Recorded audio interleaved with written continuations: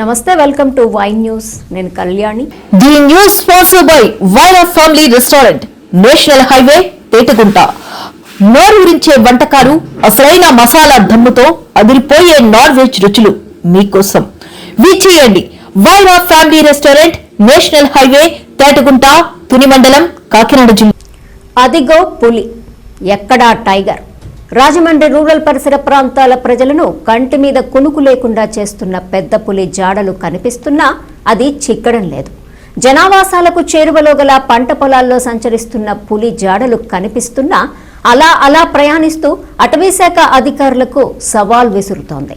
ఇంతకీ ఆ పెద్ద పులి ఎప్పటికీ బోనులో చిక్కుతుందోనని ప్రజలు ఆసక్తితో ఎదురు చూస్తున్నారు. రాజమండ్రి రూరల్ మండలం కోలమూరు గ్రామం గత 3 రోజుల నుంచి రాజమండ్రి రూరల్ మండలంలో పులి సంచరిస్తుందని పెరుడు గ్రామంలో 3 రోజుల నుంచి అంతా సర్చ్ ఆపరేషన్ స్టార్ట్ చేశారు.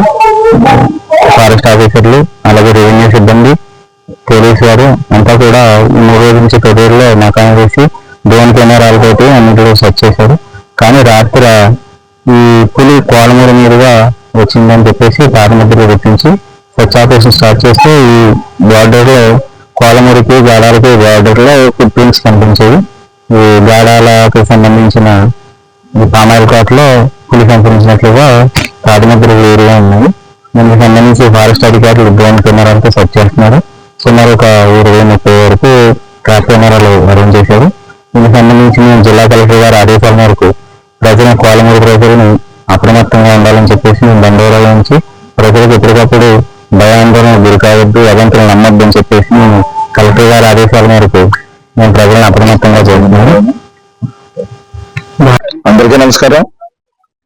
రాజనగరం నియోజకవర్గంలో సుమారు గత 10 రోజులుగా పులి సంతరిస్తున్న విషయం మీ అందరికీ తెలుసు. ఇది వెస్ట్ గోదావరి పోలవరం వైపు నుండి గోదావరి దాటి సీతానగరం మండలంలో ప్రవేశించి మొన్న సాటర్డే నైట్ కాతేరులో కూడా అటాక్ ఇవ్వడం జరిగింది. అక్కడ 2 పశువులు చనిపోయి ఇంకో పశువుని చంపుకుని తీసుకుని వెళ్ళిపోవడం కూడా జరిగింది. ఆ పరిసర ప్రాంతాల నుండి సీతానగరం మండలం, తర్వాత కోరుకొండ మండలం, ఈరోజు నిన్న రాజానగరం మండలం కూడా రావడం జరిగింది. నిన్న అనగా మంగళవారం 3వ తేదీ ఫిబ్రవరి 2026 ఎస్విబిసి కళ్యాణ మండపం దగ్గర కూడా అది కళ్యాణ మండపం దగ్గరికి వెళ్ళి కూడా సంతరించింది. అక్కడ పర్యటించిన తర్వాత అక్కడ నుంచి ఒక గోడ ఎక్కి అక్కడ నుంచి బేజాపూర్ వైపు కూడా ప్రయాణించి రాత్రి రఘునాథపురం వచ్చి రఘునాథపురంలో ఇక్కడ ఒక గేదెను చంపేయడం కూడా జరిగింది. ఇక్కడ పూర్తి స్థాయిలో అధికారులందరూ కూడా అప్రమత్తంగా ఉన్నారు. ఇటు ఫారెస్ట్ అధికారులు, అటు పోలీసు అధికారులు కూడా పూర్తి స్థాయిలో మనకి ఈ యొక్క భద్రత అనేది ఏర్పాటు చేస్తున్నారు. ఎక్కడ ఎలాంటి ఇబ్బందులు లేకుండా, ఎలాంటి అవాంఛనీయ సంఘటనలు జరగకుండా, ప్రజలకి ప్రాణ నష్టం కానీ జరగకుండా ఎప్పటికప్పుడు పోలీసు యంత్రాంగం, ఫారెస్ట్ యంత్రాంగం కూడా పూర్తి స్థాయిలో పనిచేస్తుంది. స్కూల్స్ కి కూడా ముందస్తుగా కూడా జాగ్రత్తలు తీసుకుంటే స్కూల్స్ అన్ని కూడా సెలవులు కూడా ప్రకటించడం జరిగింది.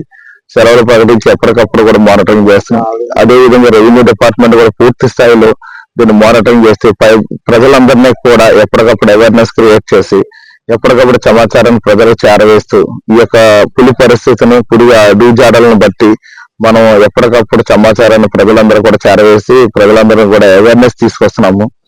అయినప్పుడు కూడా ఈ పులిని ఇప్పటి వరకు అన్ని విధాలుగా చూస్తే ఇది జనవాసాల్లోకి వచ్చింది కాబట్టి ఇప్పటి వరకు ఉన్న పరిస్థితి వేరు, ఇప్పుడు సిటీకి దగ్గరగా కూడా వచ్చింది కాబట్టి ఫారెస్ట్ అధికారులు మనం ఏదైతే ప్రజలు ఇబ్బంది పడతారనే విషయం వారి దృష్టికి తీసుకెళ్లామో వారు కూడా దాన్ని పూర్తి స్థాయిలో ఆలోచించి ఈ యొక్క ప్రధానమంత్రి గారి ఆఫీస్ నుంచి కూడా పర్మిషన్ తీసుకుని, ఢిల్లీ లెవెల్లో పర్మిషన్ తీసుకుని ఈ యొక్క పులికి మత్తు ఇచ్చి, ఒక ఏదైతే గన్ ద్వారా మత్తు ఇచ్చి ఆ మత్తు నుంచి పట్టుకునే దాన్ని ఈ యొక్క సురక్షితంగా దాన్ని తీసుకుని వెళ్ళి ఫారెస్ట్ లో విడిచిపెట్టే విధంగా కూడా అధికారులు ప్లాన్ చేస్తున్నారు.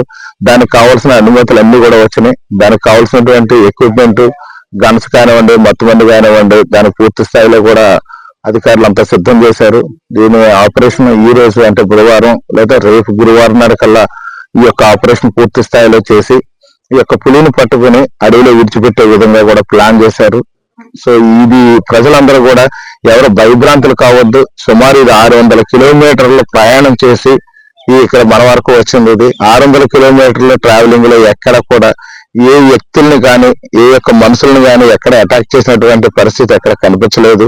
కేవలం దాని ఆహారం కోసం మాత్రం ఆవు దూడలను గేదె దూడలను మాత్రమే ఇది అటాక్ చేస్తున్నట్టుగా కనిపిస్తుంది. మనుషులు మాత్రం ఎక్కడ ఎలాంటి అటాక్ చేయలేదు, మనుషుల్ని ఎక్కడ ఇబ్బంది పెట్టిన పరిస్థితి లేదు.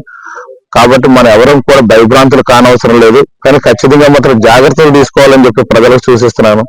ప్రజలందరూ కూడా జాగ్రత్త వహించండి. మీ పిల్లలకు ముందస్తుగానే స్కూల్స్ అన్ని కూడా సెలవులు ఇచ్చాము. మనం సీతానగరం ఇచ్చాము, తర్వాత నెక్స్ట్ వచ్చి కోరుకొండ మండలం ఇచ్చాము. ఈ రోజు రాజానగరం, రాజమండ్రి రూరల్ మండలాలు కూడా మనం సెలవు ప్రకటించాము. పిల్లల్ని కూడా జాగ్రత్తగా చూసుకోండి. మీరు ప్రయాణాలు చేసేటప్పుడు కూడా జాగ్రత్త వహించండి. అదే చిరుద్యోగులు కూడా ఎప్పటికప్పుడు ఉద్యోగాలకు వెళ్ళి వచ్చే వాళ్ళు కూడా జాగ్రత్తగా ఉండాలని చెప్పి తెలియజేస్తున్నాం. ముఖ్యంగా రైతులు, రైతు కూలీలు, బయటకు బయటభూమికి వెళ్ళే వాళ్ళు కూడా చాలా జాగ్రత్తగా ఉండాలి. ఎందుకంటే వంగుని పని చేసుకున్నప్పుడు కానీ, లేదా కూర్చొని ఏదైనా బయటభూమి కార్యక్రమాలు చేసుకుంటున్నప్పుడు కానీ, అది ఏదైనా జంతువు అనుకుని కూడా అటాక్ ఇచ్చే అవకాశం ఉందని చెప్పి మన ఫారెస్ట్ అధికారులు తెలియజేస్తున్నారు. కాబట్టి ప్రతి ఒక్కరు కూడా జాగ్రత్త వహించండి. దీని మీద భయభ్రాంతులు కావద్దని చెప్పి మిమ్మల్ని అందరూ కోరుతున్నాను.